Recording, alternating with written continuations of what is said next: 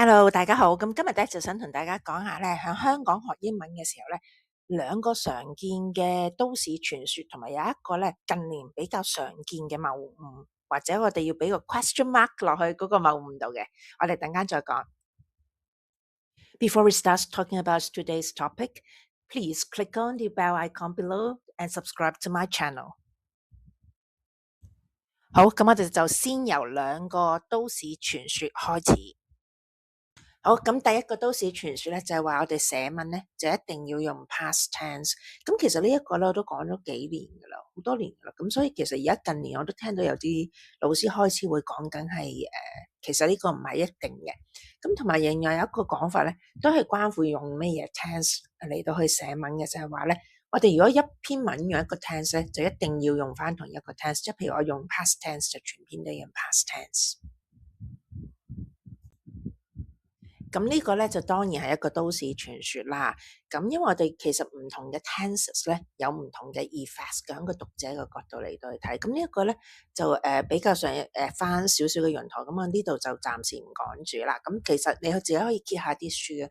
其實揭下啲書，你會見到外國嘅好多作者都會有一啲嘅書係會用present tense 嚟到寫啊。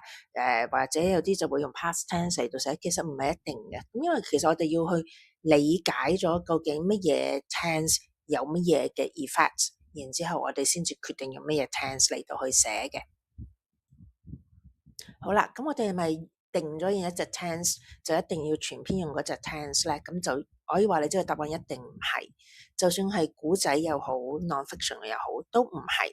最簡單嚟講，我哋古仔咧，我哋首先要將個角色嗰件某一個情節嘅位定咗一個時間點，咁然之後我哋再去諗啦，究竟我哋想嗰個古仔一路繼續講落去嘅時候，我哋究竟想嗰個時間線係點樣走法？因為如果我哋假設我哋將佢定喺一個故仔開始嘅時候，就定咗喺某一個過去嘅時點，咁佢再之前嘅發生嘅時候，咁你咪再之前嘅過去咯，咁你就要再騰噶咯，啲 tenses 可能。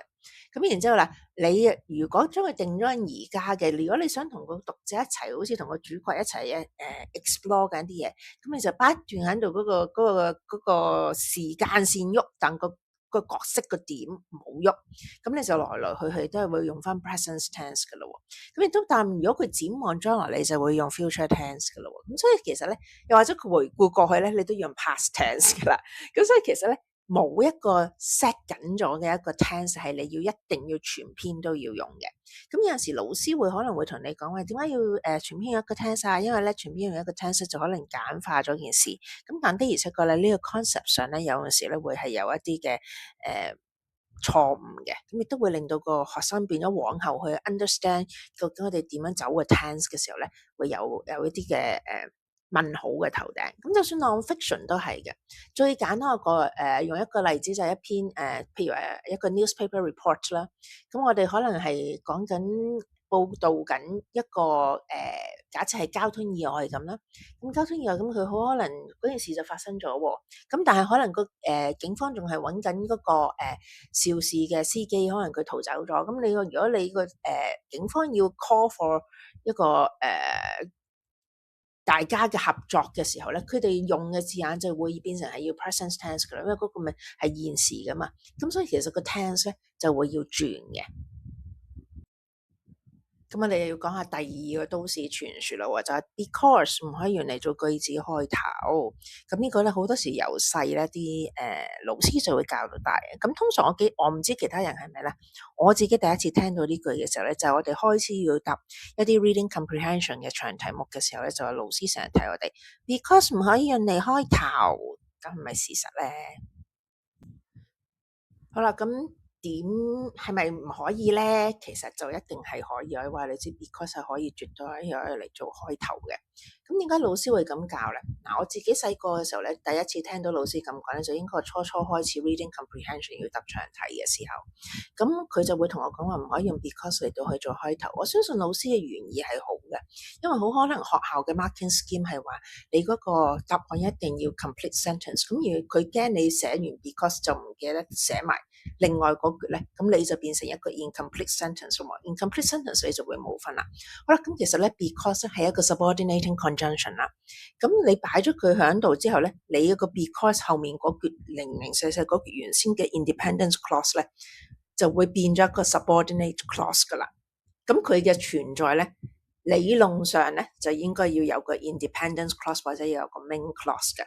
所以但你絕對可以用 because 嚟到開頭。譬如話好似我呢句例句咁咧 ，because I was late, I was told off 或者 I got told off by my teacher。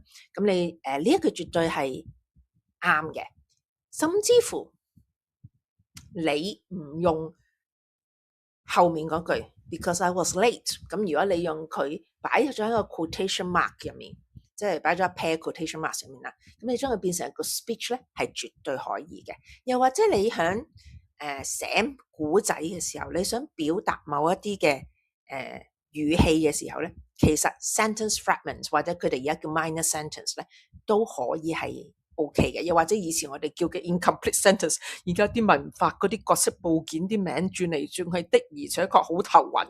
好啦，係啊，咁總之就係 incomplete sentence 咧，喺某啲情形底下係絕對可以嘅。好啦，講完兩大都市傳說之後咧，我哋就要講下一個近年好常見嘅謬誤。我呢個謬誤我真係喺學生度成日都見到，改到我手都軟埋。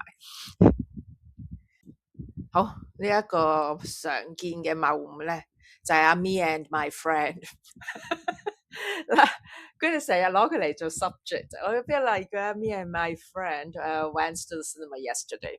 呢個咧，我睇見咧就暈暈地噶啦。好啦，咁但係其實係咪一定錯咧？又唔係嘅，睇下你點用嘅啫。好，咁我哋先睇兩個例句先。我寫咗兩個例句，都係用同一件事件嚟到去寫嘅。咁我哋先睇第一個例句先啦。Last Monday, me and my friend witnessed an incident in which a middle-aged woman was grievously injured by a speeding car。咁呢一個咧，好明顯咧，就係用錯嘅，因為 me and my friend 咧做 subject 嚟嘅咧，嚴格嚟講咧，一定係 grammar 係錯噶啦。咁佢 grammar 錯嚟到做 subject 嘅話，而你又用一個比較上 formal 少少嘅句式，因為你入面都有一個比較上少少 advanced 少少，又唔算好 advanced 嘅一個 relative clause 啦，亦都有一啲比較上 formal 少少嘅用字咧，譬如 grievously injured 啦，咁呢啲都係一啲比較上深少少嘅字咧，又唔算話好深嘅，咁但係呢個句式感覺上咧就係比較上 formal 少少。喺 formal 少少嘅句式入面，用一個文法錯誤口語化嘅講法咧，其實咧就唔啱嘅。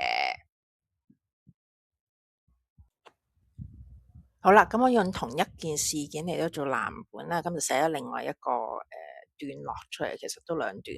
咁就係講翻嗰個假設係有一個後生嘅學生啦，咁佢見到件意外發生嘅時候，咁佢會點樣去複述翻件事嘅？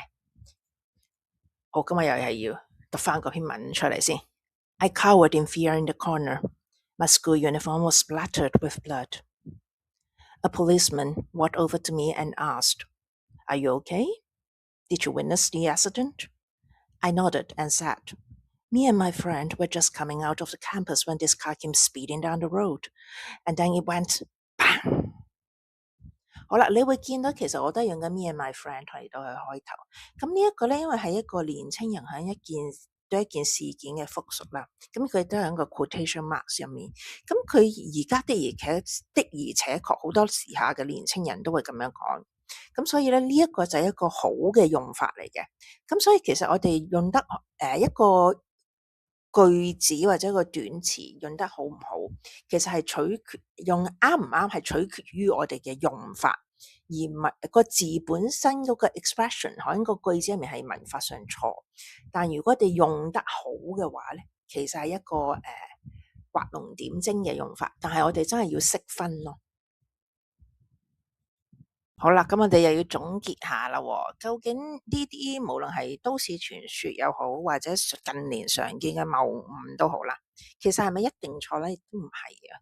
我成日都話咧，語言嚟嘅，或者人生上面好多嘢都冇非黑即白嘅，有好多灰色地帶。其實我哋要去決定究竟一個寫法係咪啱嘅時候咧，我哋就係要睇個 context is key。咁我哋其實應該要教學生嘅話咧，就要令到佢哋學識點樣去分析每一個用字或者每一種寫法，俾到佢哋嘅感覺，然之後佢哋要去分析完之後，佢哋就會明白點解會用咗嗰個寫法或者嗰個字。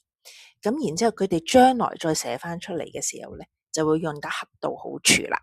咁今日咧，我哋就講住咁多先。